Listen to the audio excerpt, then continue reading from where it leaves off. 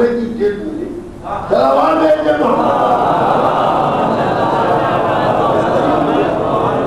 یہ قرآن ہے، یہ قرآن نہیں ہے، یہ آپ سے چھاپا.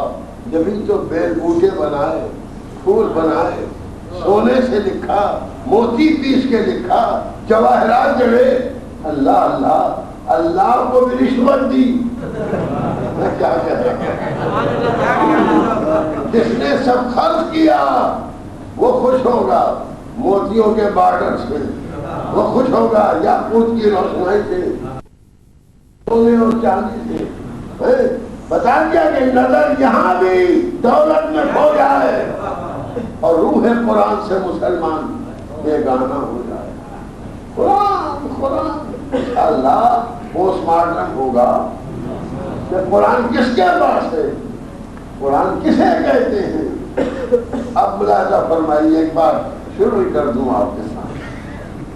یعنی ہم پوچھتے ہیں کہ یہ قرآن کب نازل ہوا، کہاں نازل ہوا، کیسے نازل.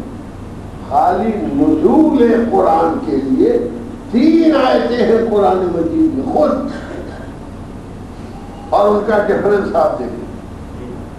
ایک آیت میں خدا متعالی نے ارشاد فرمایا کہ ہم نے قرآن کو مبارک رات میں نازل انزلناہ فی لیلۃ المبارک، ہم نے مبارک رات میں نازل. ایک آیت میں ارشاد فرمایا کہ ہم نے قرآن کو ماہ رمضان میں نازل کیا، ماہ سیام میں.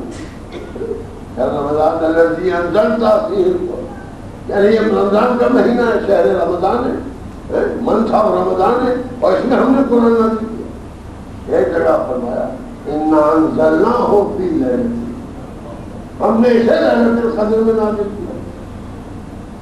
تو 3 جگہ نزول کا ذکر ہے. ایک مبارک رات میں، ایک جگہ ارشاد ہوتا ہے کہ رمضان کے مہینے میں، ایک جگہ ارشاد ہوتا ہے کہ شب قدر میں. مسلمانوں میں ابھی طے نہیں ہے کہ شب قدر کون سی ہے، 19ویں کی رات کہ 22ویں کی رات ہے کہ 23ویں کی رات ہے. جھگڑا کی نہیں. ارے خیر وہ تو ہے. تو جب رات ہی طے نہیں ہے تو نزول کا کیا سوال ہے.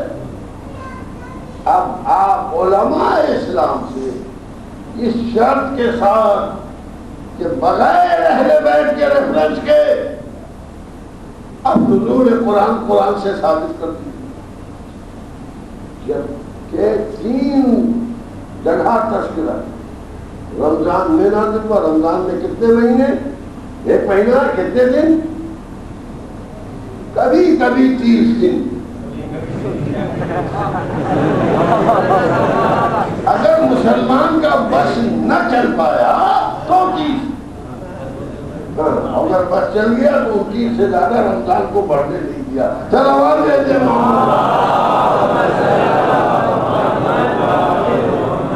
اور اگر بس نہ چلا تو بھی 30 کے رمضان کی عید میں مزہ نہیں ہے. مزہ جو 30 کی عید میں ہے، یعنی جو نیچرل عید میں مزہ ہے وہ نہیں مزہ ہے جو بنانے میں ہے. ہر چیز کے بنانے کی اتنی عادت ہے کہ آج تک بھی چاند بنا کے مانیں گے، دیکھ کے نہیں مانیں گے.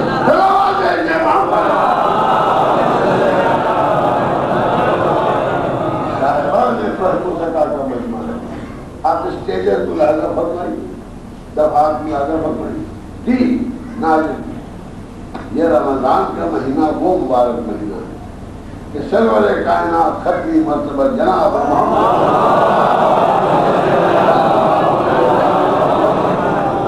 ارشاد فرماتے کہ تمام بزرگ شہید ہے ماہ سیام میں رمضان کے مہینے، یعنی صحف انبیاء پہلی رمضان کی رات میں. توریت پیغمبر فرماتے ہیں کہ 6 رمضان کی رات میں، اور انجیل 13ویں رمضان کی رات میں، اور توریت 18ویں رمضان کی رات میں، اور فرماتے ہیں قرآن 23ویں رمضان کی رات میں نازل ہوا۔ تو انبیاء ماں سبق کا ذکر کرتے ہوئے بھی پیغمبر نے بتایا کہ تینوں آیتوں کو الگ الگ نہ سمجھو۔ بھائی جس رات میں قرآن نازل ہوگا مبارک ہوگی، شب قدر میں نازل کیا، بے شک اللہ کی مرضی جس رات میں بھی نازل کرتا، شب قدر کی قدر کی اس نے، رمضان کے مہینے ہی میں آتی ہے شب قدر، تو کنٹراڈکشن نہیں آئے۔ یہ تو اس لیے کہا کہ دیکھے تم کتنا سمجھتے ہو۔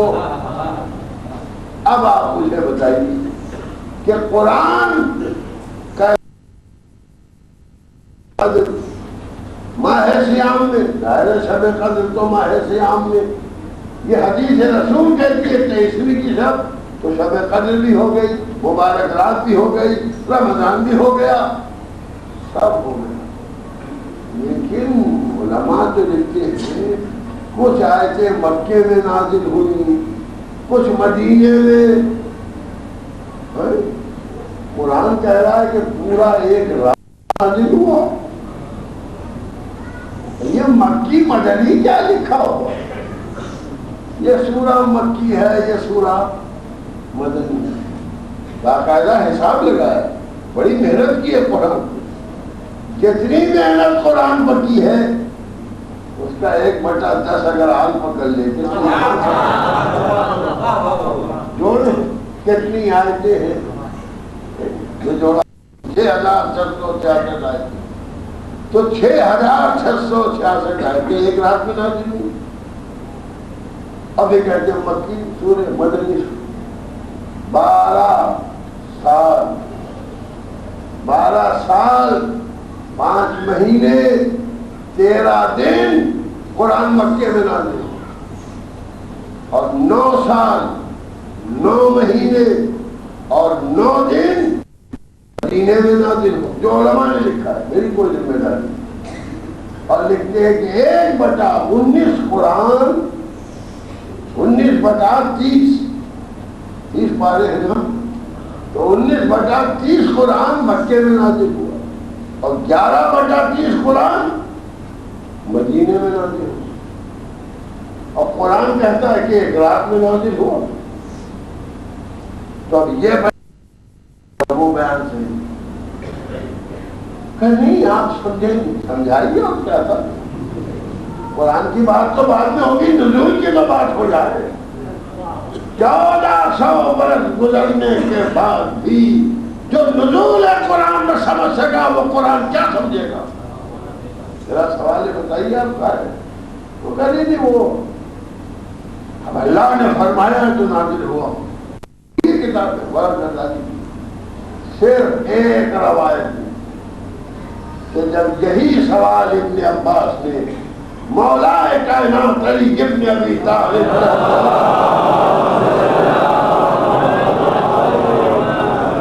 کیا اور کہا، یا علی، لوگ یہ کہہ رہے ہیں کہ قرآن کہتا ہے ایک رات میں نازل ہوا، اور قرآن مکے میں بھی نازل ہوا، مدینے میں بھی نازل ہوا، جگہ جگہ نازل۔ یہ کیا معاملہ ہے کسی کی سمجھ میں نہیں آ رہا؟ یا اتنے بڑے بڑے سمجھدار کچھ کہہ رہا، جن کی سمجھ میں نہ جانے کیا کیا آ گیا، کچھ کہہ رہا یہ نہ آیا تو آپ کی کیا سمجھ میں آئے گا؟ اب یہ اور بات ہے کہ کاش آپ ہی اس زمانے میں ہوتے تو کم سے کم ہم کو آپ ہی کا نام دکھائی دیتا جگہ جگہ، اوروں کا نام کیوں آتا تاکہ جناب والا مولا نے فرمایا، ابن عباس کہہ دو ان سے کہ یہ نزول قرآن کی جو بات قرآن میں کہی گئی ہے، اس سے یہ نزول مراد نہیں ہے تو تم دیکھ رہے ہو، یہ نزول مراد نہیں کا پھر کہ یہ جو تذکرہ قرآن میں نزول قرآن کا ہے، مبارک رات میں، رمضان کے مہینے میں اور شب قدر میں، یہ قرآن اللہ نے لوح محفوظ پر نازل کیا، اس کا ذکر کیا۔ لوح محفوظ پر نازل کی، اور خدا کو نزول قرآن میں وقت نہیں لگا، تو اس نے ارادہ کیا اب فوراً قرآن لوح محفوظ پر نازل ہو گیا۔ یہ تو پھر لوح محفوظ سے تم تک رفتہ رفتہ پہنچا۔ چلا کہنے محمد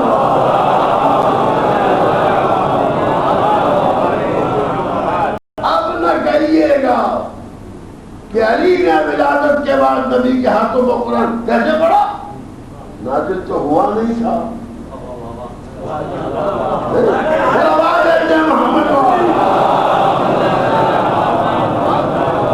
نازل تو ہوا نہیں تھا قرآن، قرآن تو علم خدا میں تھا، وہ تو رفتہ رفتہ نبی پر نازل ہوا۔ تو ایک رات میں کیسے نازل ہوا، مبارک رات میں کیسے نازل ہوا؟ دیکھیے اہتمام قرآن کا۔ کسی سے اگر کعبے میں قرآن سنوانا تھا تو اس کا ثبوت پہلے سے فراہم کر کے سبحان اللہ سبحان اللہ۔ یہ رفتہ رفتہ ہے کہ پہلے ہی لوح محفوظ پر نازل کر دیا گیا۔ اب کیا مشکل نہیں، آج تو سارے مسلمان پڑھتے ہیں قرآن۔ آپ پوچھتے قرآن پڑھ لیتے ہو؟ نہیں پڑھ پاتے۔ ارے نہیں بھائی، پڑھو، قرآن پڑھنا ضروری ہے۔ تو بہرحال جو پڑھتے ہیں وہ پڑھتے ہیں، تو قرآن پڑھ لینا کوئی کمال تو نہیں۔ کمال کیا؟ تو لکھا ہوا ہے، لکھا ہے، دیکھا، پڑھ دیا، آپ دکھائی دیتا ہے۔ اور کسی کو جب پیدا ہوا تھا جب ہی دکھائی دے رہا تھا، کیوں؟ وہ لوح محفوظ کا مطالعہ کرتے تھے۔ انشاءاللہ لوح محفوظ کی بھی بات آئی، لیکن شاید شب چہلم تک محفوظ رہے تاکہ آپ کو انتظار رہے، کیونکہ وہی کلائمیکس ہے انشاءاللہ۔ صلوات بھیجے محمد۔ تو پہلے قرآن لوح محفوظ پر نہ۔ ابن عباس نے کہا یا علی یہ لوح محفوظ کیا ہے؟ سبحان اللہ۔ تو فرماتے یوں سمجھ لیجیے کہ چمکتے نورانی موتیوں کی ایک تختی ہے جس کا طول مشرق و مغرب سے زیادہ ہے، اور اللہ کی جو بھی مشیت اور جو بھی مرضی ہے عالم کن فیکون میں سب اللہ نے اس میں محفوظ کر دی، مگر ابن عباس اس تختی کو سوائے رسول کے اور امام کے ملک تک نہیں پڑھ سکتا۔ صلوات بھیجے محمد۔ ملک بھی نہیں پڑھ سکتا، کائنات میں کوئی نہیں پڑھ۔ یا سرکار دو عالم ختمی مرتبہ پڑھ 1,23,999 انبیاء بھی نہیں پڑھتے، کل 14 پڑھنے والے ہیں لوح محفوظ۔ 15واں نہ پہلے تھا نہ آخر میں، 14 ہیں لوح محفوظ کے پڑھنے والے۔ اور یہ تو آپ کو معلوم ہی ہے، حجر اسقلانی نے سوائق محرقہ تک ملے کہ امام حسن اور امام حسین موت میں بیٹھے تھے، سوال کرنے والے نے سوال کیا تو پیغمبر نے کہا ان سے پوچھو، کہا ہم آپ سے پوچھنے آئے، ان سے کیا پوچھے؟ یہی تو جہالت تھی جو کچھ آیا نہیں۔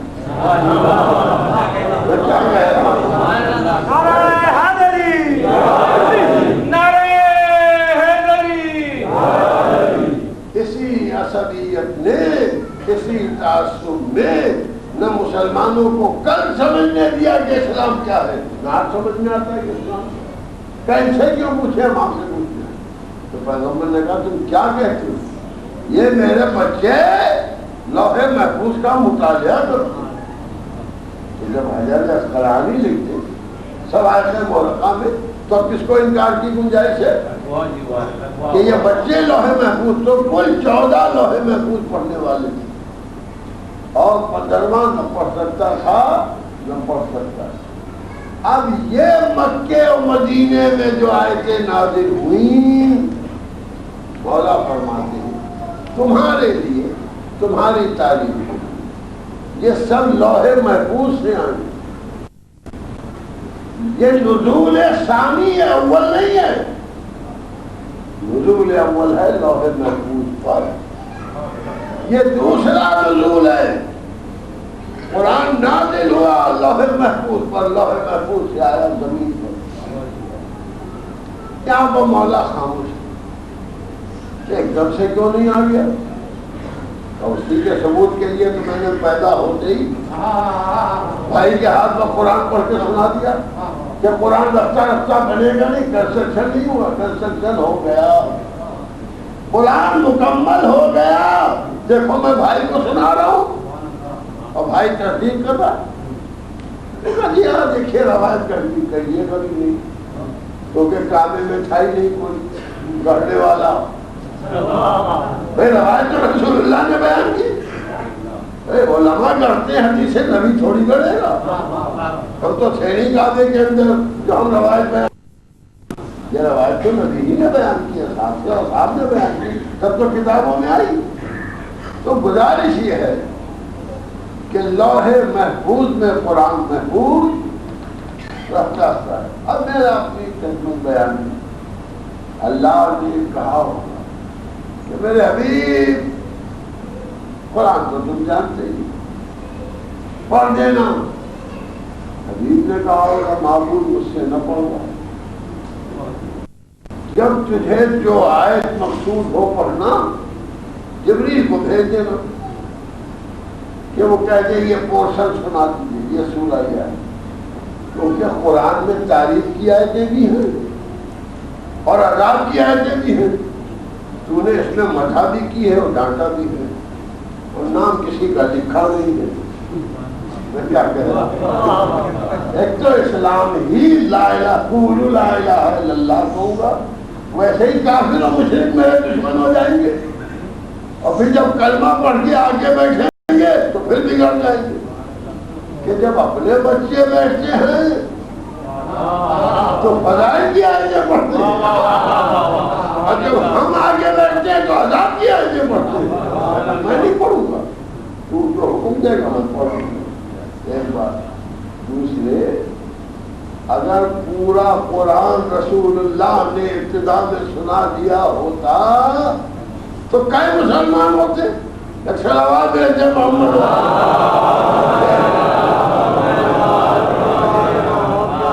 یہ میری سائیکو انالیسس. کئی مسلمان وہ تو کہا قولوا لا الہ الا اللہ فدخل الجنہ. بھائی جس نے لا الہ الا اللہ کہا وہ جنت میں داخل ہوا. چلی بھی اشہد ان لا الہ الا اللہ، اشہد ان لا الہ الا اللہ، اشہد ان محمد رسول اللہ. ہو گئے مسلمان، جنتی بن گئے. رفتہ رفتہ جب آیتیں آنا شروع ہوئی، جوا نہ کھیلو، ہم سے تو کہا تھا کلمہ پڑھ لو جنت مل جائے گی،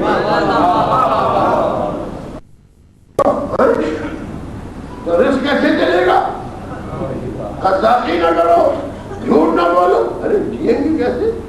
آج کہتے ہو جناب بغیر جھوٹ بولے کام ہی نہیں چلتا. آج کہتے ہیں تو 1400 برس پہلے شراب نہ پیو تو بڑی مصیبت ہو جائے. 5 وقت نماز پڑھو، پاک رہو، یہ نجس ہے وہ پاک ہے، ناکہ بن کر. ہم تو سمجھے تھے خالی کلمہ پڑھنا. یہ کیا جانتے تھے کہتے حکم کسی کا مال نہ قصد کرو، سب کا حق بانٹو، زوجہ کا حق ادا کرو، بھائی کا حق ادا کرو، بہن کا حق ادا کرو، ہمسائے کا حق دو. یہ پریشان ہو گئے بیچارے. آ گئے کہ یہ کیا مصیبت آ گئی. تو اگر ایک دم سے قرآن جیسے علی نے نبی کو سنا دیا تھا، نبی اگر اسی طرح امت کو سنا دیتے، ایک جو کلمہ پڑھتا تو کہتے کون جھنجھٹ میں جان ڈالے. آج کلمہ پڑھ رہے ہیں جو پریشان ہیں اسلام پر عمل کرنے سے. تو سب سوچے چھوڑو ہٹاؤ کون جائے. اللہ نے کہا نہیں، رفتہ رفتہ ایک ایک بار. اب کرے کیا؟ پلٹ کے جائیں کدھر؟ کیونکہ جن کو خدا مانتے تھے وہ بھی کسی نے توڑ ڈالے.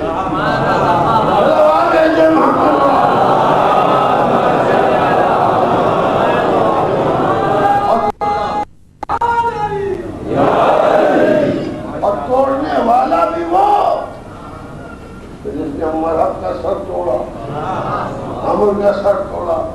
پہلے بندوں کو مارا پھر سب کے خداؤں کو. اب ڈر گئے کہ یہ تو ہے, اب لا کے نہ رکھ پائیں گے کعبے میں. گھر کے رہے نہ ادھر کے رہے. تو اب یہ سوچنے لگے کہ عادتیں بدل نہیں سکتے, طریقے چھوڑ نہیں سکتے, دنیا کے مزوں سے دربردار ہو نہیں سکتے. توجہ کرو, قرآن پر عمل کر نہیں سکتے. وہ کہا اتنے دن انتظار کر لو, قرآن لانے والا چلا جائے. یہ جائیں پھر تو ہم ہوں گے اور قرآن ہوگا. اب آپ سمجھے قرآن کافی کا مطلب کیا کہنا ہے.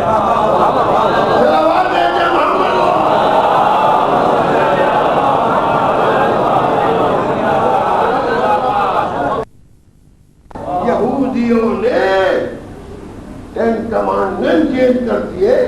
توریت جو پتھر پر لکھ کے ملی تھی موسیٰ کو, جب وہ غائب کر دی, دفن کر دی, چینج کر دی, تو یہ تو زبانی ہے. آیتیں بدل دینے میں کیا دشواری ہوگی. جتنی آیتیں اپنی سب اڑا دیں. اب اس تمنا مال مل رہا ہے لیتے رہو, مال جمع کرتے رہو, کلمہ پڑھتے رہو. قرآن کی ڈیفیکلٹی فیس کر لی جائے گی آفٹر محمد. انہوں نے کیا کام کیا کہ جب چلنے لگے تو سب کو جمع کر لیا. من کو جو مولا ہو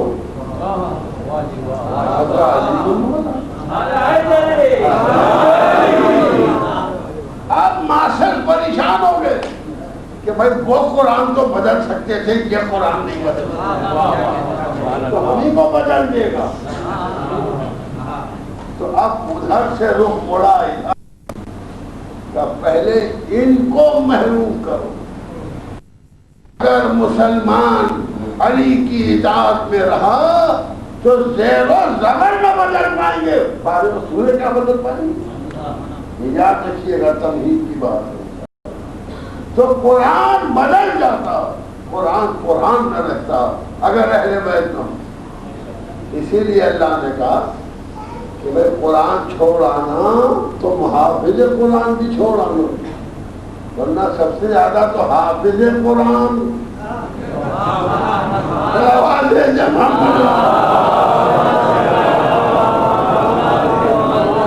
صاحبان فہم و ذکا کا مجمع ہے, آپ تو ہم سے پہلے پہنچ جاتے ہیں منزل پر, تو کہا محافظ بھی رکھ لو. وہ تو صاحب رسول اللہ نے تو کچھ کہا ہوا نہیں تھا. آپ چھوڑ جائیے 10,000 درہم نامے پر, آپ چھوڑ جائیے. کیا مطلب آپ ایک 10,000 درہم حسینیہ کے لیے یہاں رکھ جائیے, میں یہاں کیوں رکھیں گے؟ ارے میں کہتا ہوں یہیں رکھ دیجیے ممبر پر. کیا ممبر پر نہیں رکھیں گے؟ خاجوانی صاحب کو دیں گے, ذمہ دار کو دیں گے, خاجوانی صاحب کو کیوں دیں گے؟ صاحب ممبر ہے تو وہ اب چھوٹے کو اٹھا لے تو سبحان اللہ. آپ 10,000 درہم نہیں چھوڑتے پبلک میں. رسول اللہ کی کتاب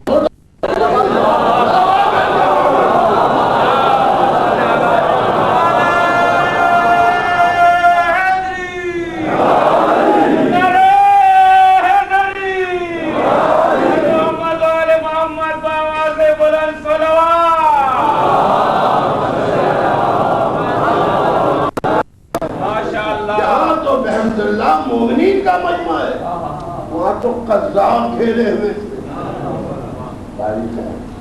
ہم نے دبئی میں نہیں سنا کوئی قذاقی کرتا. سب کمانے آئے ہیں, صاف ستھری زندگیاں ہیں, محنت کرتے, کماتے, دین پر خرچ کرتے. ہم نے کسی مسافر کو لوٹتے نہیں دیکھا. 4-5 سفر کیے دبئی کے, کوئی بچتا ہی نہ تھا جس کو لوٹتے لوگ. ایمانداروں میں آپ چھوڑیں گے نہیں 10,000 درہم. اور رسول اللہ کا صحابوں میں چھوڑ جاتے کہ جو چاہے کرو قرآن کا. اس لیے قرآن کے ساتھ محافظ قرآن بھی چھوڑا. صلوات محمد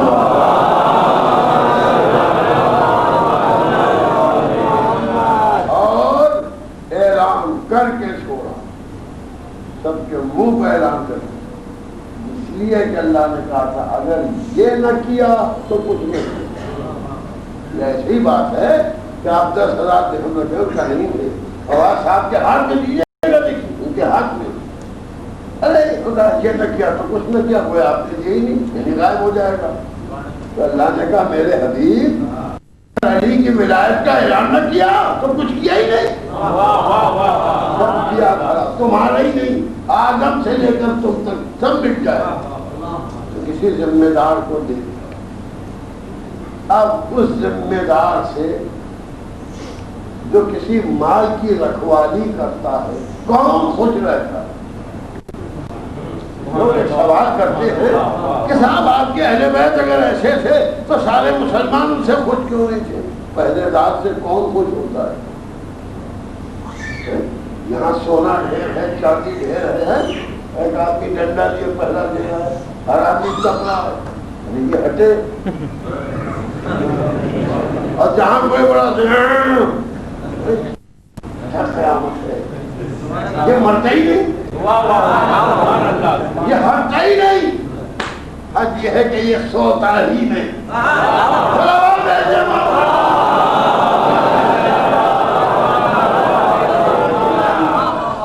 کہ ہم قرآن بدل ڈالیں, قرآن میں تبدیلی کریں. تو گزارش یہ ہے کہ یہی وجہ اختلاف ہے.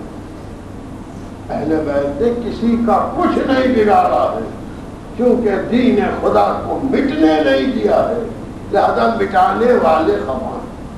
کل بھی بس نہیں تھا, آج مٹا دو. میں کیا کہوں, آج مٹا دو. آج کیوں نہیں مٹتا کا مطلب یہ آج بھی ہے کوئی آج بھی ہے پہلا دار, دکھائی نہیں دیتا. تو دکھائی تو اللہ بھی نہیں دیتا, اور اتنا بڑا دین بھیج دیا. اگر بھیجنے والا نہیں دکھائی دیتا تو بچانے والا بھی نہیں دکھائی دیتا. لیکن بھیجنے والے نے بغیر سامنے آئے بھیج دیا, اور بچانے والے کو پردے میں رکھ دیا کہ وہ بچائے گا, اور وہ بچا رہا ہے, وہی بچا رہا ہے. ہم کیا اور ہماری حقیقت کیا؟ یہ جو ہے اسی سے ملتا ہے. یہ جو بھی ملتا ہے دلائل کا, یہ سب اسی فیکٹری سے ملتا ہے. اور جبھی تو یہ معجزہ ہے جناب کہ دشمنان آل محمد کے چند بندھے ٹکے اعتراض ہے تو 1400 برس سے ریپیٹ ہو رہے ہیں, مگر ہم نے جواب کبھی ریپیٹ نہیں کیا. جو بیٹھتا ہے وہ نیا جواب دیتا ہے, جو قلم اٹھاتا ہے وہ نیا جواب. دشمن کے پاس میٹیریل وہی ہے, اور یہاں میٹیریل چینج نہیں ہوتا. ہمیشہ نیا نقطہ, ہمیشہ نئی بات, ہمیشہ نیا گوشہ, ہمیشہ نیا استدلال. یہ اتنا میٹر کہاں سے آتا ہے؟ اگر فیکٹری توجہ نہ, آپ کو یہ میٹر کہیں سے ملتا ہے نہ. 1400 برس پہلے کی بات آپ کیا جانیں, لیکن وہ میٹر ابلیس جیسا ہے. کاٹ اس کی امام بتاتے کہ سال بھر ہم ابلیس کا میٹر استعمال کرتے ہیں, اور جب محرم کا چاند نکلا سارے اسلحے بیکار. کا پانی جب پڑنے لگتا ہے تو ہر زہر جاتا ہے, آپ کا شعلہ. اسی لیے تو ادائے حسین کو بند کرانے کی کوشش ہے کہ جب تک ان کے یہاں یہ انسٹیٹیوشن باقی ہے دین حق کو ختم نہیں کیا گیا. اور یہ انسٹیٹیوشن ہم نے نہیں بنایا. یہ دو عظیم ہستیاں کربلا اپنے ساتھ لے گئے. ایک بہن جناب زینب, دوسرے کے بعد کوفے کے بازار میں، کوفے کے دربار میں، شام کے بازار میں، شام کے دربار میں اس آئین کی بنیادیں رکھی. یہ بنیادیں پیاسوں کی رکھی ہوئی، یہ بنیادیں رسن بستہ ہاتھوں سے رکھی، یہ بنیاد ادا زنجیر میں جکڑے ہوئے ہاتھوں، اسے کوئی جنبش نہیں دے سکتا، اس کی گہرائی تک کوئی پہنچ نہیں سکتا، اس کی مضبوطی میں دنیا سر ٹکرائے گی، سر پھوڑ لے گی، لیکن دیوار ادا کو نہیں ہلا سکتی، اس لیے کہ اس کی بنیاد میں جناب زینب کی دعا کہاں سربرہنا شیطانیاں بالوں سے مصفائے ناکوں پر بیٹھی ہیں. جب کوفے کے قریب قافلہ آپ نے برابر سنا ہوگا پہنچا، کوفہ تک پہنچا ہی تھا کہ کسی کے سلام کی آواز ہے رسوئی شیطانیوں کو کہ یہاں ابھی کوئی ہے ہمارا جو سلام کر رہا ہے. اب جو سر اٹھا کے دیکھا سلام کر رہا ہے تو دیکھا ہے کہ لاش لٹکی ہوئی جس کے قلوب بریدہ سے آواز آ رہی ہے، اے اہل بیت رسالت آپ پر ہمارا سلام. کیا سید سجاد یہ کس کا جنازہ سلام کر رہا ہے؟ کبھی اماں یہ چچا مسلم کا جنازہ جنہیں میں شہید کیا. بھئی کیا عالم ہوا ہوگا شیطانیوں کا جو جناب مسلم کے جنازے پر پڑی ہوئی، اور حسین پر کیا گزری ہوگی اور جناب مسلم پر کیا گزری ہوگی. آپ تصور کر سکتے ہیں جو بیٹیاں بھی جناب مسلم کی ساتھی بات سے تو معلوم ہوا کہ بابا کا جنازہ ہے تو رو کر کہنے لگے ہم آپ کی زیارت بھی نہیں کر سکتے. قافلہ کوفہ ہوا، قیامت کی دھوپ اور گرمی. انہوں نے جا کے ابن زیاد سے کہا مزہ آ گیا، شیطانیوں کو اسیر کر کے لایا. ابن زیاد نے کہا جاؤ تمام رؤسائے کوفہ کو قبائل کے سردار کو بلاؤ اور مسجد کوفہ میں اذان دی گئی، جمع کیے، قافلے کو راستے میں روک دیا. جب اعلان ہوا گردون دیکھنے آ سے ایک قافلے کا دیکھتے کہ جناب سکینہ کو پیاس کی شدت تو رو کے کہنے لگے اللہ مارے گا.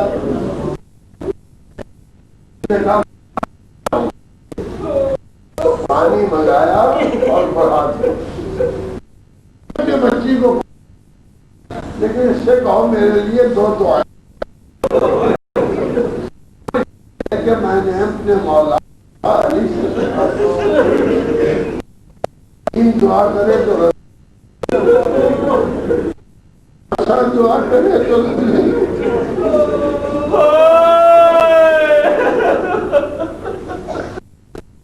زینب نے کہا سکینہ بھی پانی میں پیو، پہلے اس کے لیے دعا کرو. پتا کیا دعا کیا؟ پہلی دعا تو یہ ہے کہ جیسے تمہارے بچے یتیم ہوئے ویسے میرے بچے یتیم نہ ہو. جناب سکینہ نے جیسے ہم یتیم ہوئے اس طرح اس کے بچے یتیم نہ ہو، اس لیے کہ اس نے ہمیں پانی لا کے دارو بس مجلس تمام ہے. ایک مرتبہ جناب زینب نے کہا جلدی دوسری دعا بتا. میری بچی بڑی پیاری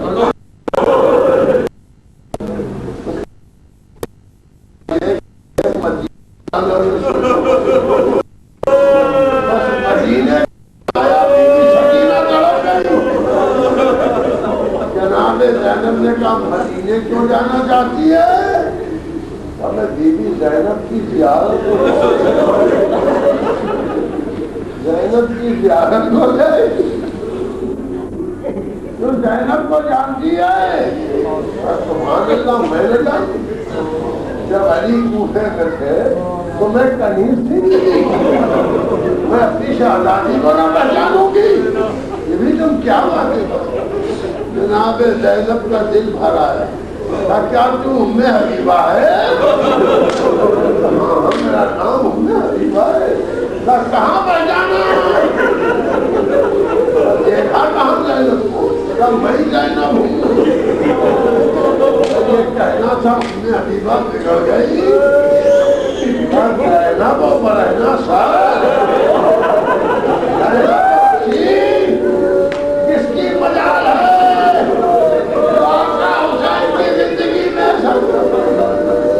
حبیبہ ذرا نیزے کو دے. کس کا سر ہے؟ اب جو اپنے حبیبہ نے حسین کا سر دیکھا گر گئی. کبھی بھی یہ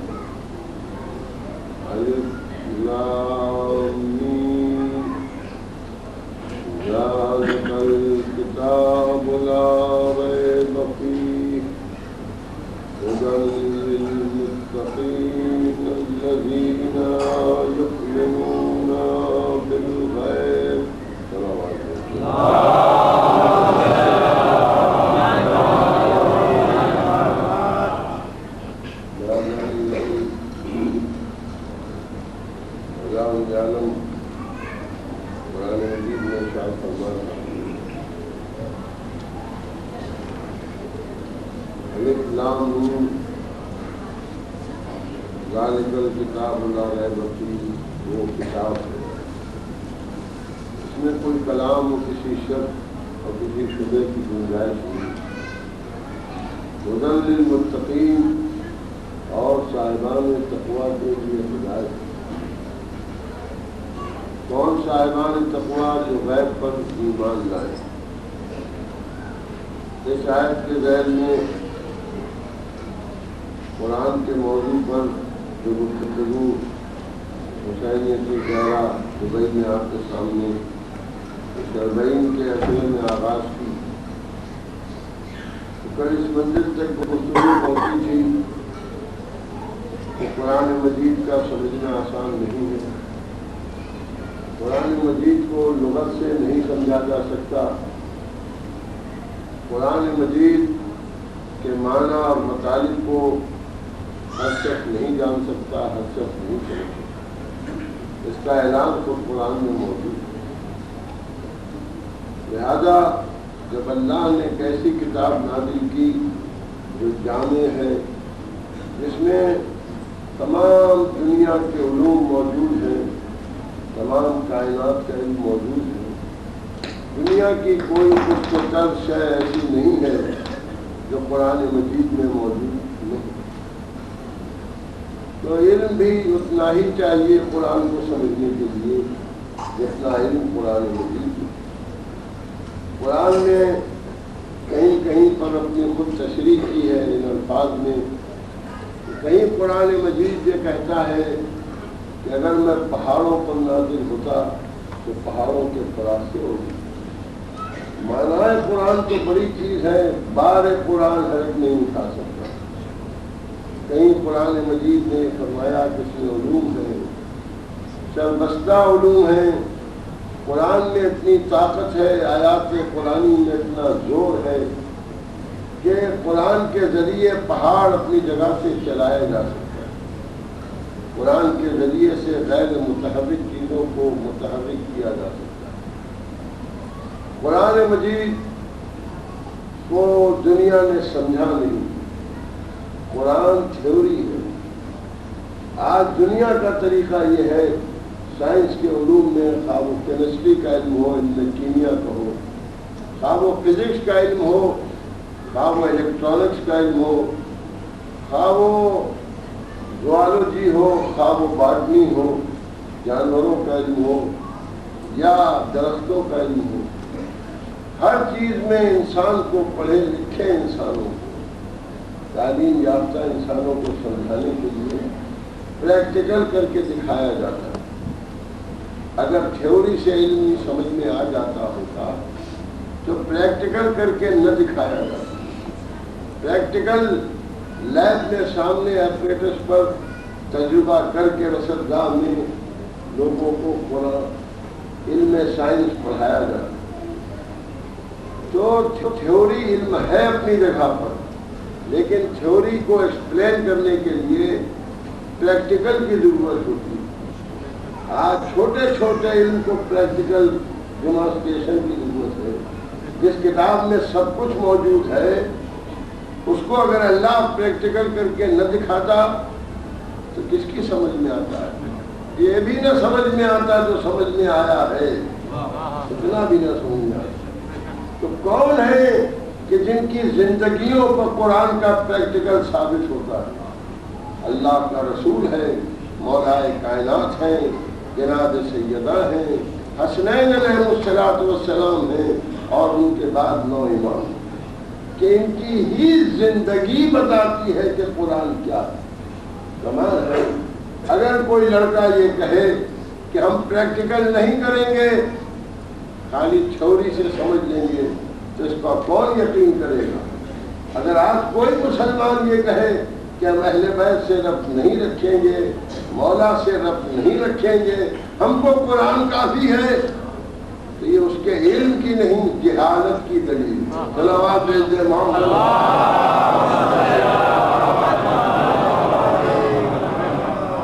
آپ حضرات تھوڑا تھوڑا آگے تشریف لے، واقعی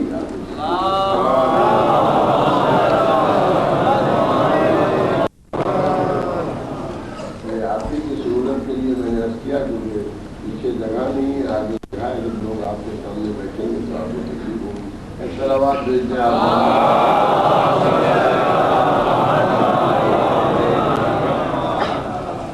تو بغیر پریکٹیکل کے جب آج کے علوم کی تھیوری سمجھ میں نہیں آتی تو قرآن کیا سمجھ. پھر قرآن پر مسلمان کو عمل کرنا ہے اور سیرت رسول کے مطابق کرنا. آج سیرت میں بھی تو جھگڑا ہے مسلمانوں میں کہ سیرت رسول کیا ہے. قرآن اپنی جگہ پر موجود ہے لیکن قرآن کے ترجموں میں اختلاف ہے. آج کتنے ترجمے قرآن مجید کے اردو زبان میں ہیں اور ایک ترجمہ دوسرے ترجمے سے ملتا نہیں. کیا بات ہے؟ آخر اگر ڈکشنری سے ترجمہ کیا گیا ہے، لغت سے ترجمہ کیا گیا ہے، تو کم سے کم قرآن کا ٹرانسلیشن تو ایک ہی ہونا. میں اپنے رنگ میں بات رکھ کرتا ہوں. میں نے بیٹھے بیٹھے سوچا کہ جن لوگوں نے قرآن کا ترجمہ کیا ہے ان کا نام رہے گا جب تک اسلام رہے گا، جب تک اردو تھا تب. اس میں اہل سنت کے علماء بھی ہیں جنہوں نے قرآن کے ترجمے کیے. تو میں نے سوچا کہ ایک ترجمہ میں بھی کر ڈال، کم سے کم قیامت تک رہے گا. تو جب میں قرآن ڈکشنری لے کے تو مجھے خیال آیا کہ ڈکشنری سے ایک ایک لفظ کے معنی دیکھ کے لکھوں اس سے بہتر ہے جو یہ محنت کر چکے ہیں ترجمہ ہی دیکھ کے کون ترجمہ کر دوں. چنانچہ میں صاحب کا ترجمہ اٹھا لیا اور اس کو نقل کر ڈالا اور پریس میں پہنچا کہ میں نے قرآن کا ترجمہ کیا. اس کو کہ میرے نام سے بھی ایک ترجمہ رہے دنیا ایسے. تو پریس کے مالک نے کہا اچھا چھوڑ جائیے ہم دیکھیں سمپلی میٹافر ہے. تو چند دن کے بعد آئیے گا. اس نے کچھ علماء کو دیا کہ دیکھیے طاہر صاحب نے ترجمہ کیا کیسا ہے، چھاپنے کے قابل ہے کہ نہیں. تو کہا بھائی یہ تو انہوں نے نہیں کیا، یہ تو انہوں نے مولانا فرمان علی صاحب کا یا مولانا مقبول احمد صاحب کا ترجمہ نقل کر دیا. کیا یہ تو بالکل آزاد کا ترجمہ نقل کر دیا. تو علامہ مودودی کا ٹرانسلیشن ہوئی. انہوں نے کیا پریس والی نے مجھ سے کہا یہ آپ کا؟ ہاں میں نے لکھا. ارے بھائی لکھا نہیں ترجمہ آپ نے کیا. بیوقوف کو جب لوگ تو میں کیوں کروں. میں نے ترجمہ اٹھا لیا، اٹھا کے اسی کو نقل کر دیا. تو ہم نہیں چھاپیں گے. اتنی محنت کی میں نے، کوئی لیبر نہیں ہوا، لکھنے میں کوئی محنت نہیں ہوئی. چھاپے گا کون؟ کیوں آیا ہے؟ پھر آخر کہنے گا ایک کام کیجئے تھوڑا تھوڑا بدل کے لائیے کے نام سے اور بازار میں. تو اب اگر مجھے ترجمہ آنا ہے تو بدلنا، جو مسلمان بیچنے کے لیے ترجمہ بدل دے خود بکنے کے لیے ایمان نہ بدلے گا.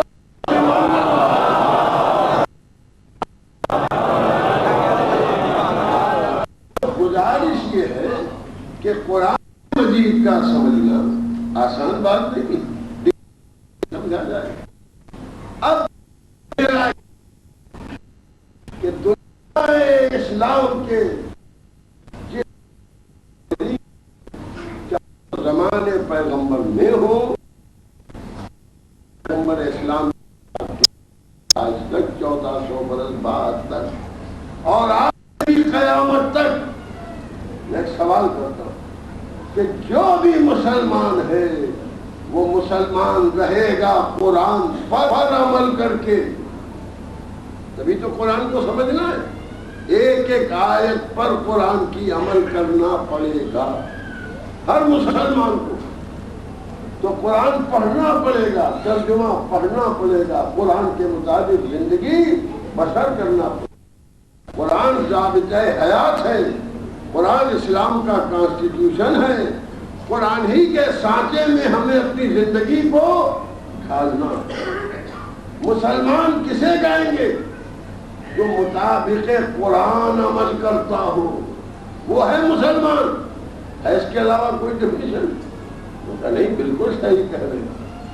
اب آپ بتائیں کہ سارے مسلمان تو وہ ہیں جو قرآن پر عمل کرتے ہیں، اور کچھ لوگ ایسے بھی ہیں کہ جنہوں نے قرآن پر عمل نہیں کیا بلکہ انہوں نے جو عمل کیا اسی پر قرآن نازل ہوا.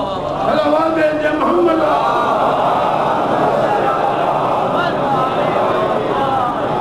اور فرمایا آپ نے میری بات، یعنی اللہ نے اپنے کلام میں انبیاء ما سبق کے تذکرے کیے، آدم کا ذکر کیا، نوح کا ذکر کیا، ابراہیم کا ذکر کیا، موسیٰ کا ذکر کیا، عیسیٰ کا ذکر کیا، ختمی مرتبت کا تذکرہ کیا. مگر ایسے بھی لوگ ہیں جن کا نام نہیں لیا. توجہ ذرا، نام نہیں لیا. انبیاء ما سبق کے نام لیے لیکن نبی کے بعد جو رہبر قرآن کی تعلیم دینے والے تھے ان کا نام نہیں لیا. کیوں نہیں لیا؟ حضور سامنے کی بات ہے. نام اس لیے نہیں لیا کہ پھر یہ بحث ہوتی کہ علی کون تھا. ابھی تو کم سے کم یہ ہے کہ چوتھا تھا، ورنہ پہلے ہی علی ہوتا. پھر آواز دے محمد. اور برادران اسلامی، پہلے علی ہونے میں اور چوتھے علی ہونے میں بڑا فرق ہے. بڑا فرق ہے. فرق کیا ہے؟ فرق یہ ہے کہ اگر پہلے کا نام علی ہوتا آج تاریخ ہوگی تو بڑی زحمت ہو جاتی، بڑی زحمت ہو جاتی. چوتھے کا نام علی ہے، کوئی زحمت نہیں. اب کہیں گے تو الٹی بات کہہ رہے. شیعہ سنی کے تو خالی بیکار کی بحثیں ہیں. میں نہیں مانتا اسلام میں پھر تسلیم ہی نہیں کرتا کہ یہ مہینہ بھر ٹکوں اور آپ سے بحث کروں آپ فرقہ ثابت کر دیں. فرقہ کیا چیز ہے؟ فرقہ کوئی چیز نہیں ہے. اسلام میں فرقے صرف دو ہیں. ایک فرقہ ہے حب علی والوں کا اور ایک فرقہ ہے بغض علی والوں کا. خالی ان کے رنگ بدلتے رہتے ہیں. صلوات محمد.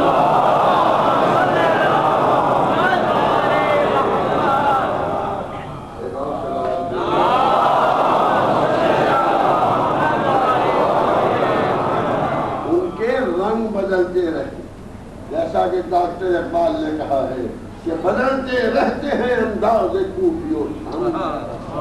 حب علی والوں کا کبھی رنگ نہیں بدلا. نہ عقیدہ بدلا، نہ ایمان بدلے، نہ قرآن بدلا، نہ معنی بدلے، نہ نماز بدلی، نہ وضو بدلا. سب ایک ہے. اب تو وہی ہوا. تو علی کے چوتھے ہونے میں فائدہ یہ ہے کہ اسلام گھوم پھر کے وہی ہو جاتا ہے جو رسول اللہ لائے تھے. کیونکہ آپ کو معلوم ہے کہ مسلمان یہ کہتے ہیں کہ خلفاء راشدہ 4 ہیں جو ہدایت پر، اور ایک حدیث بنائی ہے. اس حدیث میں یہ کہا ہے کہ رسول اللہ نے فرمایا کہ میرے بعد 30 برس تک خلافت راشدہ رہے گی، اور وہ علی پر تمام ہوگی خلافت راشدہ. 5واں کوئی خلیفہ راشد ہے نہیں. اور اگر 6 مہینے بچتے بھی ہیں تو امام حسن کو ملتے ہیں، کسی اور کو نہیں ملتے. توجہ فرمائیے گا میری بات پر. تو اس کو غنیمت جانیے حضور. یہ کوئی بگڑنے کی بات نہیں ہے. مسلمان ایک ہو کے رہ سکتا ہے. شیعہ کون؟ جو علی کو پہلا کہے. اہل سنت کون؟ جو علی کو چوتھا کہے. جھگڑا بھی کیا رہا؟ اگر اہل سنت بھی پہلا مان لیتے تو جھگڑا ہوتا ہے. کیا جھگڑا ہوتا؟ پہلے نے اسلام بتایا ویسے ہی جیسا نبی نے بتایا تھا. دوسرے نے بدل دیا، تیسرے نے بدل دیا، چوتھے نے بدل دیا، تو بدلا ہوا ملتا.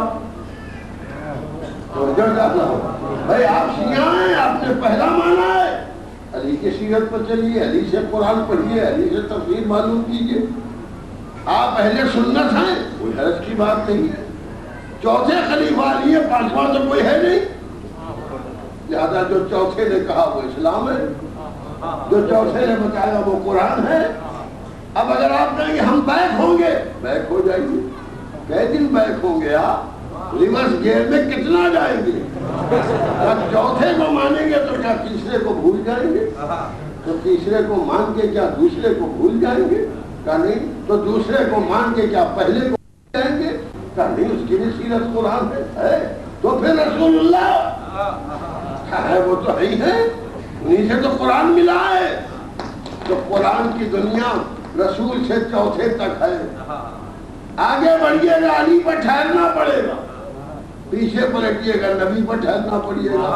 عیسیٰ کے پاس تو جائیے گا نہیں، قرآن قرآن رہے گا. صلوات بھیجے محمد.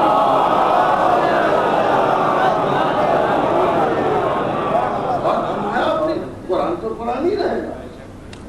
میں اس کی تفصیل انشاءاللہ جب آپ کے سامنے تاریخ کے حوالوں سے پیش کروں گا تو آپ لوگ سندوش ہوں گے. گزارش یہ ہے کہ کسی کی سیرت پر قرآن نازل نہیں ہو، بڑے صحابی رسول ہو یا بڑی سے بڑی زوجہ رسول، جس نے بھی عمل کیا ہے نزول آیت کے بعد عمل کیا ہے. یہ صرف مولا کائنات کا شرف ہے کہ علی جو کرتے ہیں آیت چلی آ رہی ہے، جو علی کرتے ہیں وہ آیت چلی آ رہی ہے. اس اسپیشلٹی سے کون کہتا ہے کہ قرآن پر عمل کرنے والے کا نام مسلمان ہے اور جس کے عمل پر قرآن نازل ہو اس کا نام علی ہے. صلوات بھیجے محمد.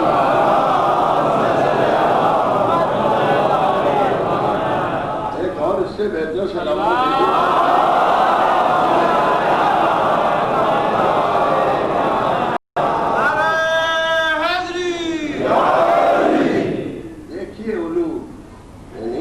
کہ آپ میری تعریف کریں، لیکن صلوات میں کمی نہ کریں.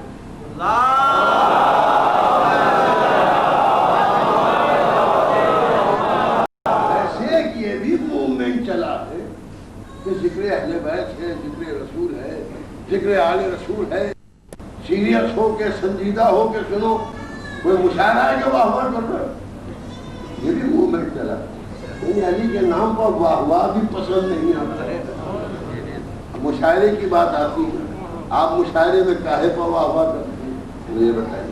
شاعر جب غزل پڑھتا ہے تو آپ کے محبوب کی تعریف تو کرتا نہیں،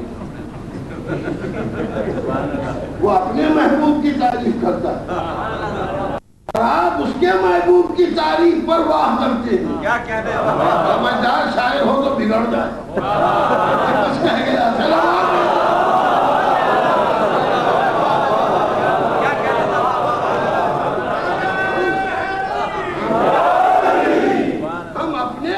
کی تعریف کر رہے ہیں، واہ واہ کر رہے ہیں. توجہ چاہ رہا ہوں. اور مجلس میں آپ سب کے محبوب کا ذکر ہوتا ہے تو خدا سوال کر سکتا ہے کہ شاعر کے محبوب پر بے چین ہو گئے اور اپنے محبوب پر چپ بیٹھے رہے. صلوات بھیجے.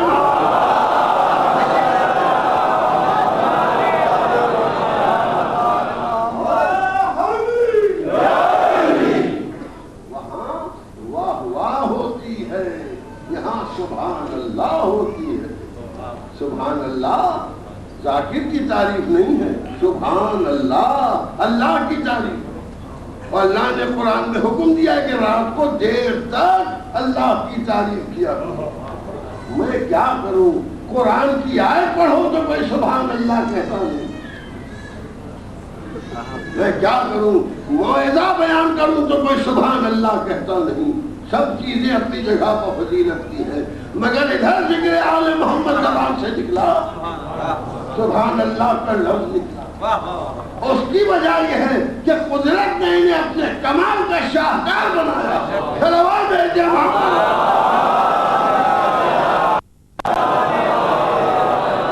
شاہکار بنایا ہے.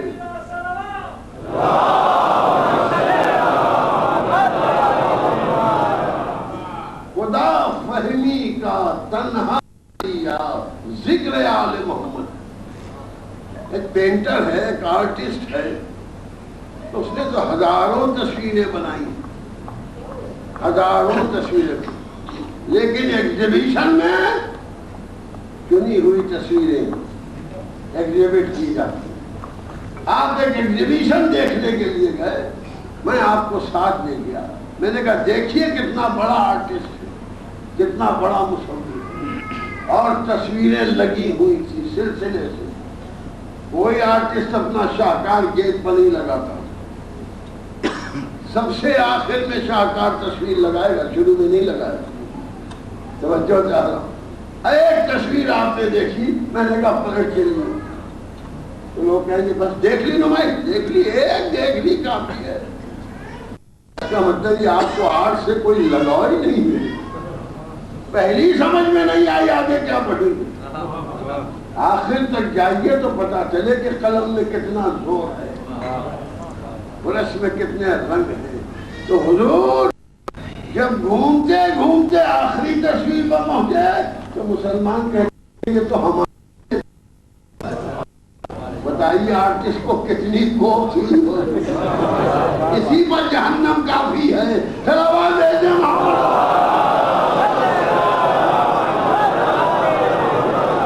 شاہکار قدرت، یہ ہماری بنائی تصویر، یہ آخری رسول، یہ رحمت للعالمین، یہ نور کی بنائی ہوئی تصویر، اس کو تو کہہ رہا ہماری جیسی ہے۔ آرٹسٹ بگڑے گا کہ نہیں بگڑے گا؟ اب جب وہاں سے کہہ کے کوئی فنکار یہ پلٹتے ہیں بھائی کیا تصویر بنائی ہے، ہم تو جب جانے کیسی دوسری بنا دیں، تو آواز آتی آگے بڑھو ابھی ایک درجن اور ہے۔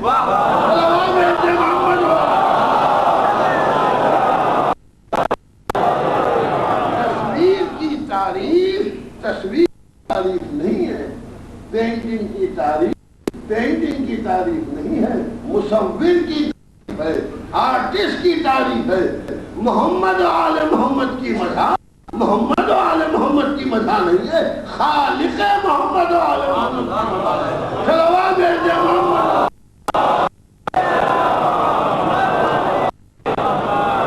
اسی لیے اس نے قرآن مجید میں انہی کو قابل تعریف سمجھا اور انہی کی مدح میں نازل فرمائی۔ تمام مفسرین کا متفق فیصلہ ہے کیا شیعہ سنی کہ 313 آیتیں قرآن مجید میں صرف مدح علی میں ہیں۔ اتنی ہی تعداد نظر آئی جتنے بدر میں سپاہی تھے، گڑھی گئی، مگر گڑھی جانے والی روایتوں کے باوجود کچھ خصوصیتیں ایسی ہیں جو علی کے پاس رہ گئیں، اور کسی کو جرأت نہ ہوئی آج تک کہ اس فضیلت کو کسی کے لیے گڑ سکے۔ میں کیا عرض کروں، پہلی فضیلت تو کعبے میں ولادت ہے۔ 1400 برس میں جن خزانوں نے، جن حکومتوں نے زور لگا دیا کہ علی سے بہتر شخصیت بنا کے مسلمان کے سامنے پیش کی جائے، وہ پہلے ہی مار کھا گئے، کیونکہ سب اپنے اپنے گھروں میں پیدا ہوئے۔ علی اللہ کے گھر میں پیدا ہوا، یہ معبود رسول اللہ کو پیدا کرتا ہے۔ کہ بھائی رسول تو یوں بھی مان لیتے ہیں، جھگڑا تو بعد میں چلے گا، لہذا میں امامت کا آغاز اپنے گھر سے کروں۔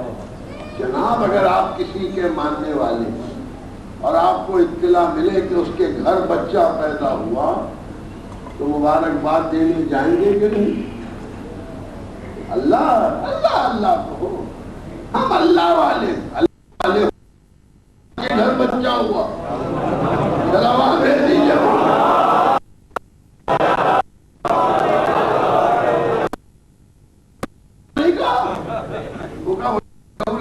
کہ میں کب کہہ رہا ہوں کہ نہیں، اس کے گھر ہوا، بنوایا، اس کا اللہ کے گھر، اس کے کہ اپنے ولی کو اس گھر میں بھیجا۔ علی کو پیدا ایسے گھر پیدا کیا کہ ابھی تک فضائل علی ہی سمجھ میں نہ آئے میں کچھ کہہ گیا.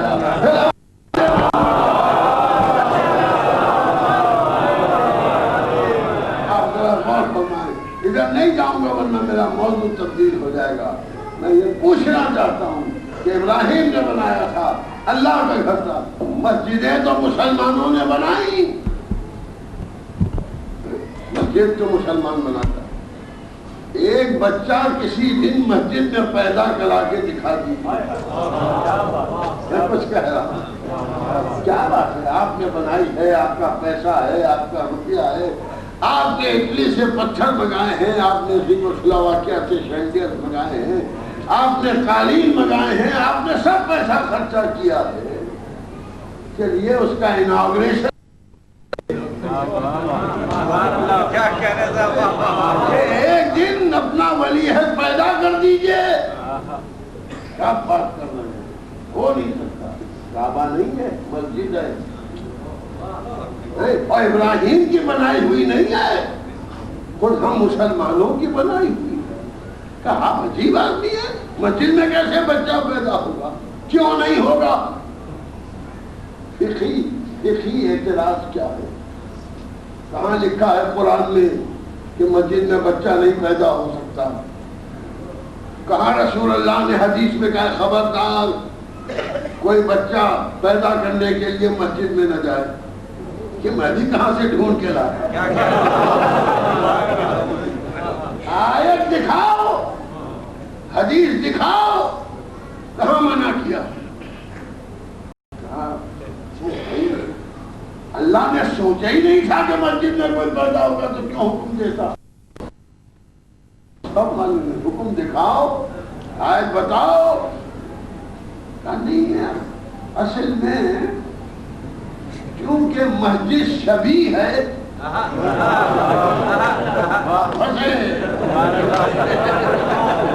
کعبے کی, اور عبادت خانے میں جو اللہ کی طرف منسوب ہو بچہ نہیں پیدا ہو سکتا. قرآن میں ہے, کہاں ہے؟ کہ وہ جناب مریم تھی بیت المقدس میں, بیت المقدس میں تھی, اور تمام تاریخیں بتاتی ہیں کہ محراب پر نہیں تھی, حجرے میں تھی. جیسے صحن ہوتا ہے, آج بھی کعبہ ہے, مسجد ہے چاروں طرف, ایک حجرے میں رہتی تھی.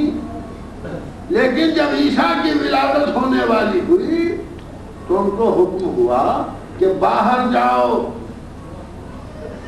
یہ عبادت خانہ ہے, زچا خانہ نہیں ہے, باہر جاؤ.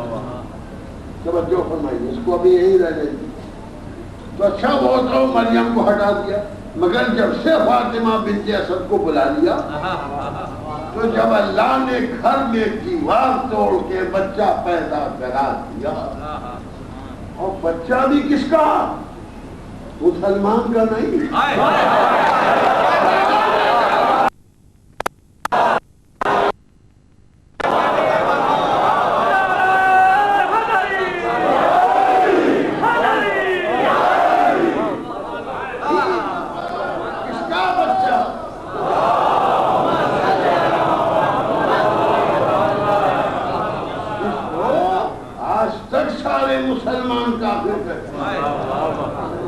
لفظ کا موقع پر صرف کرنا ہی تو وکالت ہے. کیسے پیدا؟ نہیں, وہ مسجد میں نہیں ہو سکتا. کیوں نہیں ہو سکتا؟ جب کعبے میں ہو سکتا ہے تو سبھی میں بھی ہو سکتا ہے. فقہی بات پوچھ لو, فقہ آج کل بہت چلتی ہے. آج کل فقہ آل محمد کے فضائل کے مقابلے میں بہت چلتی. میں بھی سناؤں گا فقہ کا مسئلہ, یہی پوچھ رہا ہوں فقہی اعتراضات کو کیا. اگر کوئی مسلمان اپنی بیوی کو ولادت سے پہلے کسی مسجد میں بٹھا دے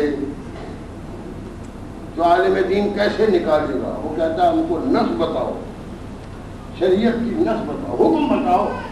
کیا ہے حکم کہ مسجد میں بچہ نہیں ہو سکتا؟ قرآن میں کہاں ہے؟ قرآن ہی تو موضوع ہے, قرآن کی آیت لاؤ. نہیں آپ کو نہیں معلوم، نہیں ہو سکتا ہے. کیوں نہیں ہو سکتا ہے؟ کہ مسجد پاک ہے، نجس نہیں کی جا سکتی. کیا مطلب؟ کیا مطلب؟ ان کا نجاست کو مسجد میں لانا منع ہے. بھئی بچہ پیدا ہوگا نجاست سے کیا مطلب؟ کیا تمہیں اتنی عقل نہیں کہ جو بچہ بھی پیدا ہوتا ہے وہ وقت ولادت نجس ہوتا ہے؟ تو مسلمان چور بچا گیا کہ نبی کو اپنا جیسا کہا، علی کو اپنا جیسا کہا.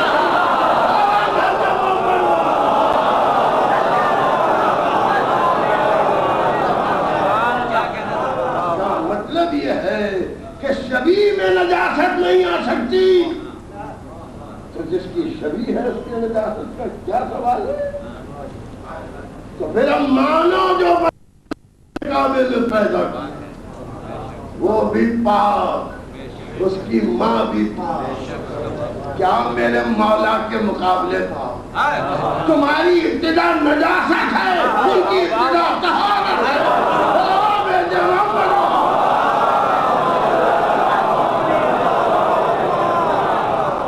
ایک اور صلوات بآواز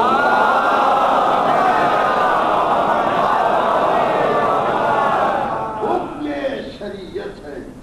دیکھا قرآن سے ڈرائیو ہے، حدیث سے، اور 73 فرقوں میں. 73 فرقوں میں کہ جب بچہ پیدا ہو تو اس کو غسل دو، نہلاؤ، تغسیل کرو، غسل دو تاکہ پاک ہو جائے. اور ادھر آدمی مر جائے غسل دو، پیدا بھی نجس مرنا بھی نجس. میں کیا کہہ رہا، جن کا آغاز بھی نجس ہو انجام بھی نجس، وہ ان کے مقابلے پر ہے. ان کا آغاز بھی طہارت ہو انجام بھی طہارت. پیدا کیا کعبے میں، ضربت لگی. توجہ چاہ رہا ہوں کہ آپ ملاحظہ تو فرمائے، ذرا غور کیجئے. میں کیا غسل غسل یہ شریعت کا مسئلہ ہے. جب امام حسن علیہ السلام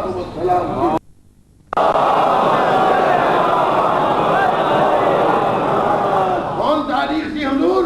15ویں ماہ سیام، نیمہ ماہ سیام، رمضان کا زمانہ، آدھا ہوا رمضان. امام حسن علیہ السلام کی ولادت ہوئی. رسول اللہ مسجد میں تشریف فرما، اصحاب کا جھوم اٹھا. اب پتہ نہیں تراویح پڑھا رہے تھے کہ دعا پڑھا، مجھے نہیں معلوم. ہر مسجد میں تھے کہ جبرائیل نے آ کے اطلاع دی، یا رسول اللہ خدا آپ کو بات تحفہ درود و سلام کے ارشاد فرماتا ہے کہ مبارک ہو کہ آپ کے یہاں بڑا نواسا ہوا، سبت اکبر. پیغمبر فوراً مسجد سے اٹھ گئے. رمضان کی رات، لیالی ماہ سیام، جس میں عبادت فرض، توجہ چاہ رہا ہوں، مسجد چھوڑی، محراب چھوڑ، توجہ چاہ رہا ہوں، اور گھر میں تشریف لے گئے بیت الشرف. اور جا کے پوچھا کہ کیا حسن پیدا ہوئے؟ سب نے کہا ہاں رسول اللہ، لڑکا پیدا ہوا، نواسا پیدا. کلا مجھے دو. تو جو کام کر رہی تھی زندہ خانی، ایک محترم بیوی نے کہا یا رسول اللہ ذرا رکیے. کہا کیوں؟ کہا غسل تو دے لوں. اور نبی نے ڈانٹا، تو غسل دے گی اس کو جس کو اللہ نے پاک بنایا. یہ واقعہ سنا ہے آپ نے کہ نہیں سنا ہے؟ تب ایک صلوات بھیجیں آپ کو.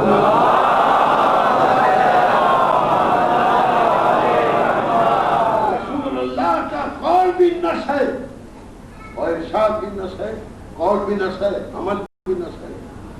اب میں پوچھوں گا ہاتھ جوڑ کے، یا رسول اللہ اس بیچاری کو ڈانٹ کیوں رہے ہیں آپ؟ کون سی غلط بات کہی بیچاری نے؟ آپ ہی نے تو شریعت بتائی ہے، وہ اپنے گھر سے تو لے کے نہیں آئی ہے. آپ ہی نے تو یہ فقہ کا مسئلہ بیان کیا ہے کہ جو بچہ پیدا ہوتا ہے وہ نجس ہوتا ہے، پہلے غسل دو پھر پاک لوگ گود میں لے. بھئی آپ ہی نے بتایا وہ کیا کر لیں؟ کہاں میں نے بتایا؟ تو مسئلہ آپ سے دوہرا رہی ہے بیچاری کہ پاک کر لوں تو دوں، اور آپ ڈانٹ رہے ہیں تو پاک کریں گے اسے جسے اللہ نے پاک کیا. تو نبی نے کہا میں اس کو نہیں ڈانٹ رہا ہوں، قیامت تک کے مسلمان فقیہوں کو ڈانٹ رہا ہوں کہ میں نے جو بھی فقہ بیان کی ہے وہ تمہارے لیے بیان کی ہے، اپنی اجرت کے لیے نہیں بیان کی.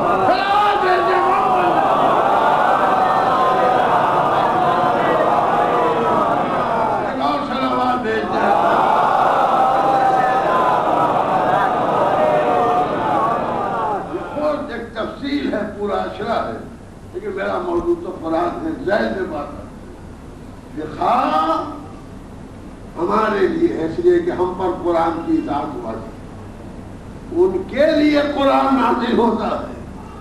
وہ جو کریں گے وہ فقہ ہوگی، وہ جو کہیں گے وہ اسلام ہوگا، وہ جو کریں گے وہ اسلام ہوگا.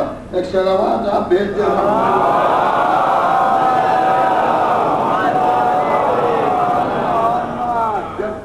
اچھی نہیں ہوتی ہے تو چیز بار بار نکل جاتی ہے. 50 کا رفع ایسے ہی فقہی گرفت اتنی کمزور ہے کہ بار بار لوگوں کا ایمان نکل جاتا ہے.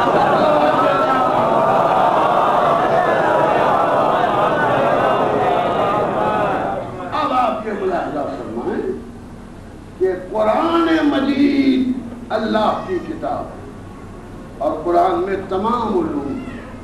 میں پوچھنا چاہتا ہوں، قرآن کہتا ہے کہ اگر قرآن اتنی طاقت ہے کہ پہاڑ کو اپنی جگہ سے ہٹا دے، آج کوئی ہٹا سکتا ہے؟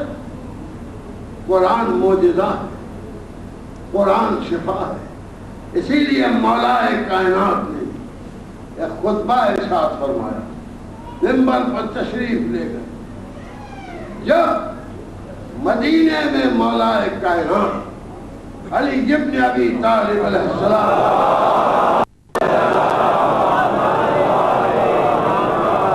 کے دست مبارک پر مسلمانوں نے بیعت کی بحیثیت چوتھے خلیفہ کے. اب تو سب نے مان لیا علی کو، جو مان رہے تھے وہ مان ہی گئے. پہلے چوتھے کی کوئی بحث میں نہیں مانتا، ایک ارلی لیٹ ہے بس مان تو لیا مولا کو. اب نہ بدل جائے، اب نہ بدل جائے. آپ لہذا فرمائے آپ منبر پر تشریف لے اور جو خطبہ آپ نے ارشاد فرمایا اس خطبے میں آپ ارشاد فرماتے اے مسلمانوں پوچھو پوچھو جو کچھ تم کو ہو، قبل اس کے کہ میں تمہارے درمیان سے جو پوچھنا پوچھو مجھ سے قرآن مجید کے بارے میں. جو پوچھنا میں اور صرف میں بتا سکتا ہوں کہ کون آیت کہاں نازل ہوئی، کون آیت پہاڑ پر نازل ہوئی، کون آیت غار میں نازل ہوئی، کون آیت صبح کو نازل ہوئی، کون آیت شام کو نازل ہوئی، کون سفر میں نازل ہوئی، کون حضر میں نازل ہوئی، کون مکہ میں نازل ہوئی، کون مدینہ میں نازل ہوئی. اب میں ہی بتا سکتا ہوں کون آیت متشابہ ہے، کون آیت محکم ہے، کون آیت ناسخ ہے، کون آیت منسوخ ہے. اور قرآن کی تعویل نہیں بتا سکتا کوئی سوائے میرے. میں کچھ عرض کر رہا ہوں، یہ خطبہ علی کا ہے بیعت کے بعد. مولا آج آپ نے قرآن کا ذکر کیوں چھیڑا؟ کہ اس لیے لکھ لو کہ جس دن سے مجھے چوتھا مانا ہے منبر سے قرآن کا لفظ آیا ہے. صلوات بھیج محمد.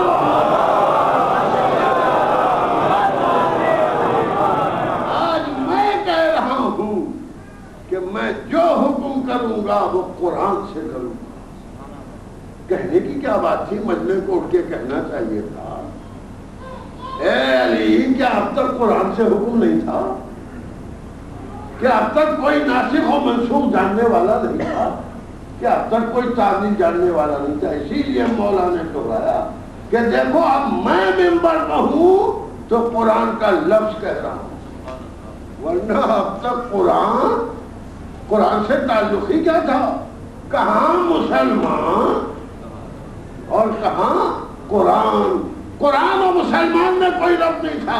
اب میں پیش کروں گا، جتنا تم ریموٹ ہو گئے قرآن سے اتنا ہی کو قریب کروں گا اور ہر حکم قرآن سے دوں گا۔ اس کے بعد قرآن کی سنوں سے بدلے مولا نے خطبہ شروع کیا، ارشاد فرماتے ہیں قرآن کی سطح، سبحان اللہ، قرآن کی سطح سمندر سے زیادہ حسین ہے۔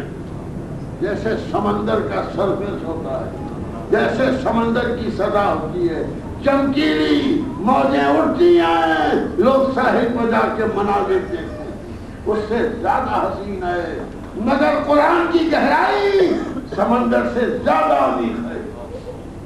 بتا دیا قرآن کے جاننے والے بھی دو طرح کے ہوں گے، ایک جو خالی سطح دیکھ کے خوش ہو لے، قاری سے لہن میں قرات سن کے خوش ہونے والے اور ہیں، اور گہرائی سے معنی کے گوہر نکالنے والے اور۔ مولا نے بتا دیا بہت گہرا ہے، کہیں ڈبکی لگانا بھی نہیں، کہیں پلٹ کے نہیں آؤ گے۔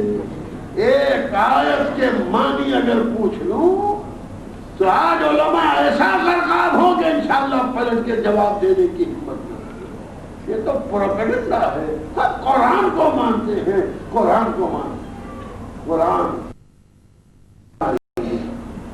سطح ہے، کیا مثال دی، یعنی یہ بھی بتا دیا کہ سطح کو ساحل سے دیکھنا، قدم نہ بڑھانا، اور اگر سمندر سے گزرنا ہو تو کشتی میں بیٹھ کے جانا۔ نبی کہہ چکے میں اہل بیت کی مثال سفینہ نوح، وہ جاؤ گے تو ڈوب کے ختم ہو جاؤ۔ فرماتے ہیں خطبے میں کہ قرآن مجید وہ ستون مستحکم ہے، قرآن کا بیس، قرآن کے پلرز اس قدر مضبوط ہیں کہ ساری دنیا کے انسان مل کے اگر اس کو ہلانا چاہے تو ہلا نہیں سکتے۔ مثالیں دے رہے ہیں، فرماتے ہیں قرآن کا میدان وسیع ہے کہ جس کی سرحدیں کوئی معجم نہیں کر سکتا۔ فرماتے ہیں قرآن ایک ایسا باغ ہے کہ جس میں معنی سمجھنے والا جائے تو اس کا دماغ روشن ہو جائے۔ فرماتے قرآن وہ چراغ ہے جس کو آندھیاں بجھا نہیں سکتی۔ قرآن وہ روشنی ہے کہ جو ساری کائنات میں لائٹ پہنچاتا ہے، ساری کائنات میں روشنی پہنچاتا ہے۔ مولا فرماتے ہیں قرآن اتنا چوڑا چکلا راستہ ہے کہ لاکھوں بھی چاہیں تو قرآن کے سائے میں گزر سکتے ہیں۔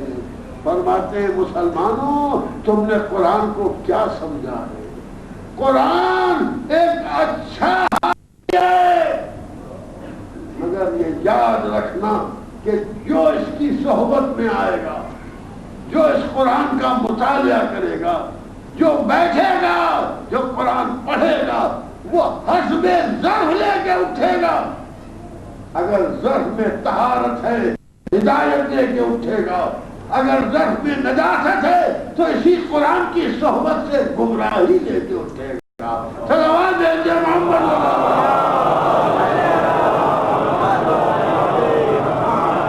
تشریح کا وقت نہیں ہے، ورنہ ایک ایک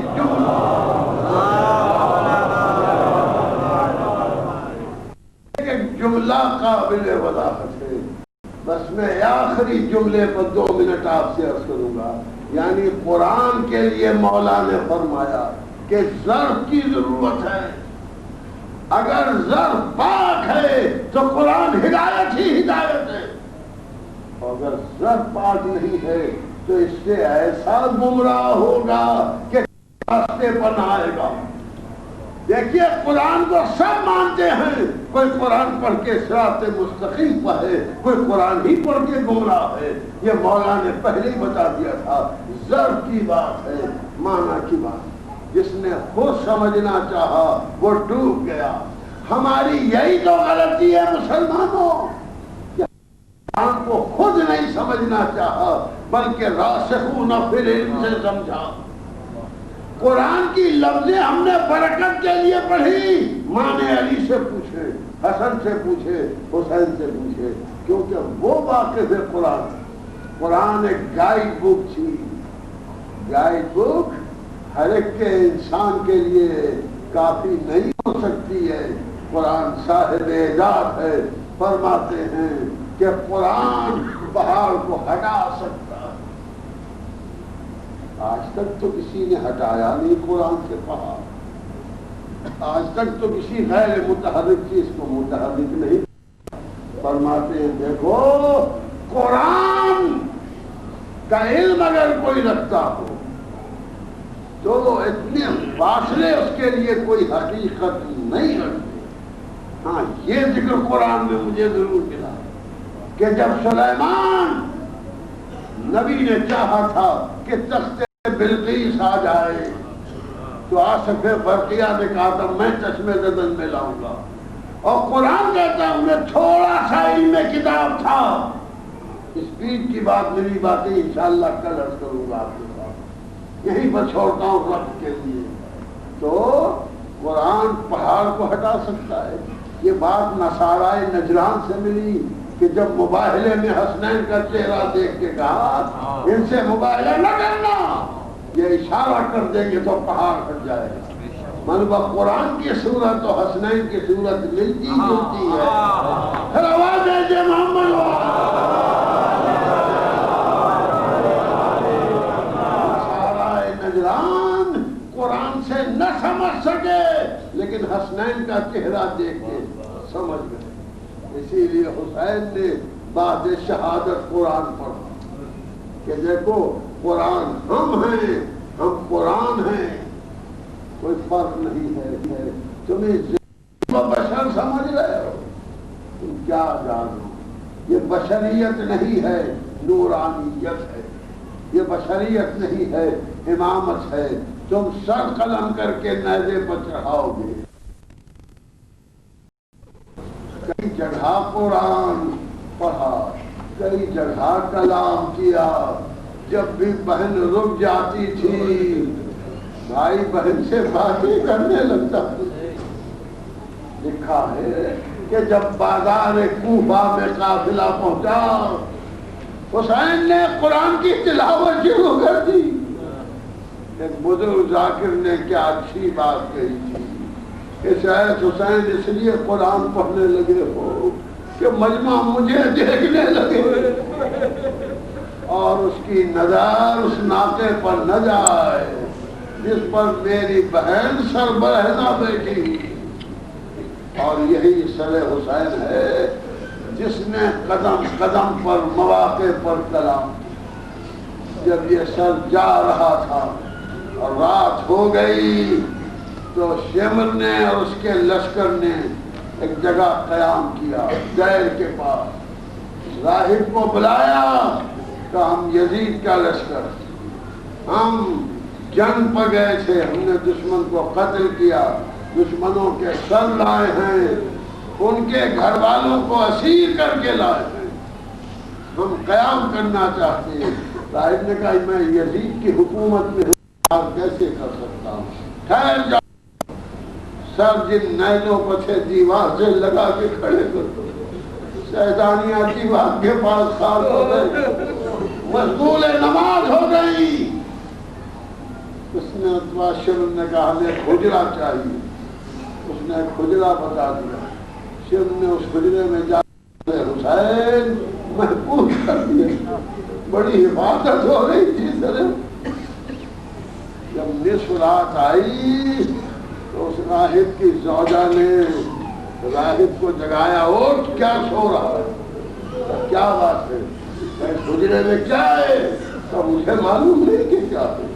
یہ لشکر آئے، قاتل ہیں، قتل کر کے لائے ہیں، ان کا سامان بنا۔ کہا نہیں نہیں، کہا کیا بات ہے؟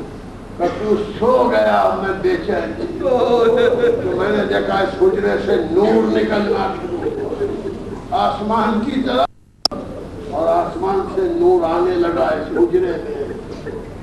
دیکھ رہی تھی کہ میں نے دیکھا کچھ حوریں سیاہ لباس پہنے ہوئے، کاندھے پر ماریاں رکھے ہوئے چلی آ۔ ایک حوریا کہہ رہی ہے تر رکھو ہٹو، راستہ دو، جناب حوا آ رہی ہے۔ پھر ایک ہماری حوریا کہہ رہی تھی ہٹو، جناب مریم آ رہی۔ پھر ایک ہماری آئی، انہوں نے کہا ہٹو، جناب حاجرہ۔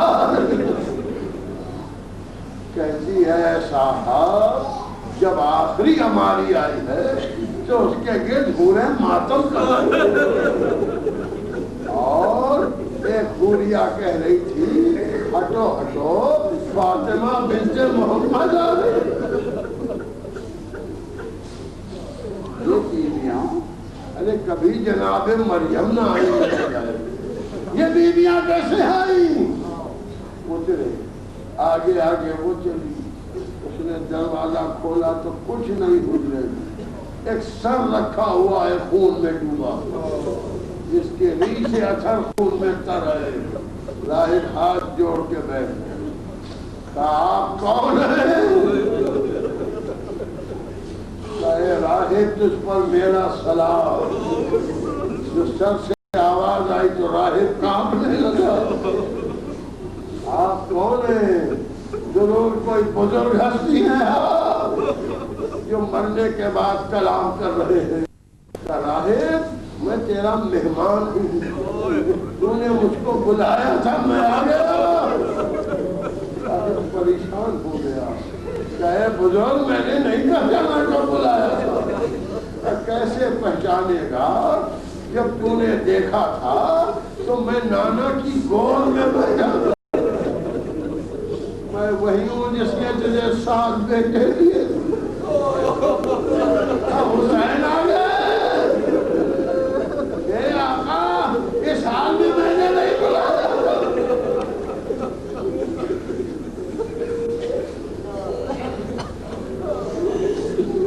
یہ سننا تھا کہ راہب بے چین ہو گیا۔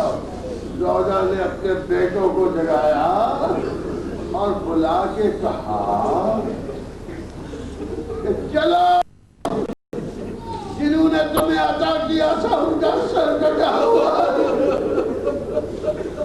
اس لشکر سے جہاد کرو، لڑو، اور اس سر کو چھین لو، میں نہ جانے دوں گی۔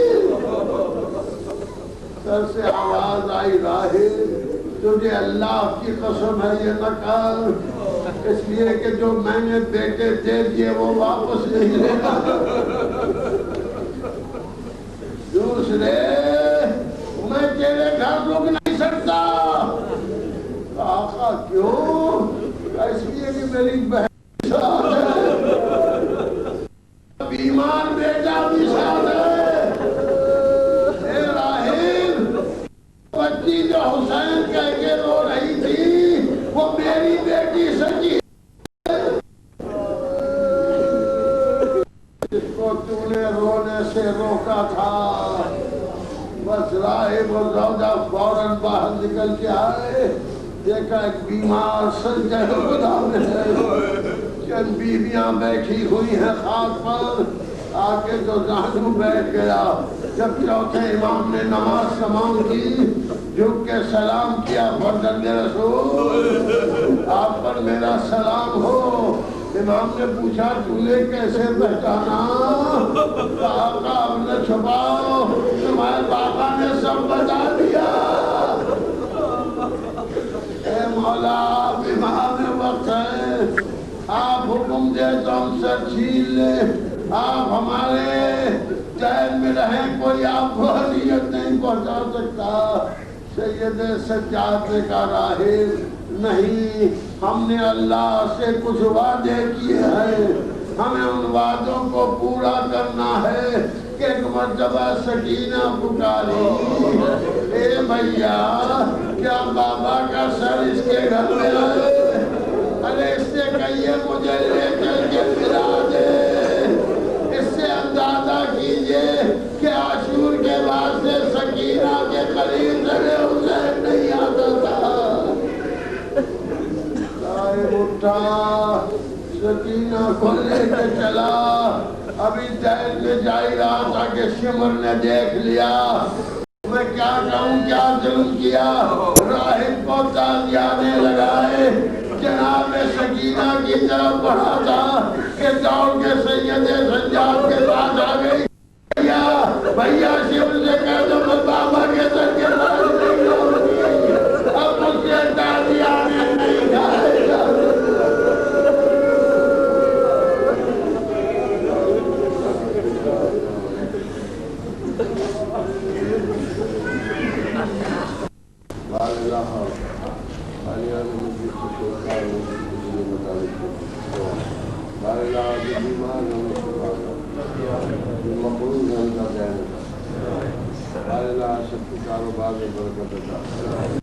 ملازمت کے شام ملازمت کے کام